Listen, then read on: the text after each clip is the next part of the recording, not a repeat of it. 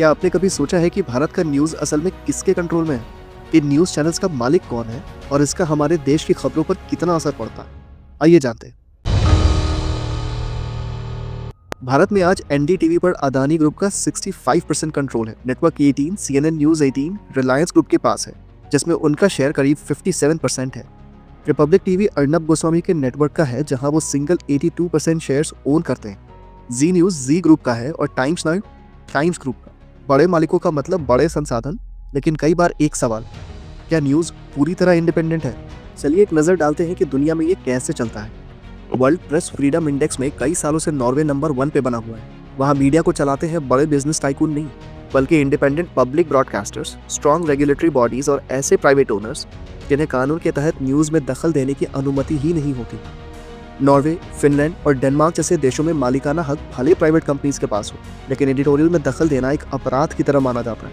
इसलिए वहाँ की न्यूज़ को दुनिया की सबसे भरोसेमंद मीडिया में गिना गया है। अब अमेरिका की बात करें तो वहाँ CNN, फॉक्स न्यूज़, MSNBC जैसे चैनल बड़े कॉर्पोरेट ओनर्स के हैं, लेकिन उनकी एडिटोरियल पॉलिसी ओपनली पब्लिक होती है, यानी पब्लिक जानती है कि कौन किस झुकाव के साथ न्यूज़ दिखाता है। यूरोप में BBC, DW जर्मनी और फ्रांस 24 जैसे चैनल सरकार द्वारा फंडेड हैं, लेकिन कानून इतने कड़े हैं कि सरकार चाहकर भी न्यूज़ कंट्रोल नहीं कर सकती। इसके मुकाबले भारत में समय समय पर तनाव दिखा है। एनडीटीवी के फाउंडर्स पर CBI रेड्स, रिलायंस का नेटवर्क 18 टेक ओवर, कश्मीर में द कश्मीर वाला ब्लॉक होना, BBC पर टैक्स रेट्स, ये सब दिखाता है कि जब सत्ता और बिजनेस दोनों बिना रेगुलेटरी के मीडिया में आ जाते हैं तो स्वतंत्रता पर सवाल खड़े होते हैं। इंडिया आज 180 में 151st रैंक पे है, जबकि नेपाल की प्रेस 90th और मालदीव्स की 104th रैंक पे।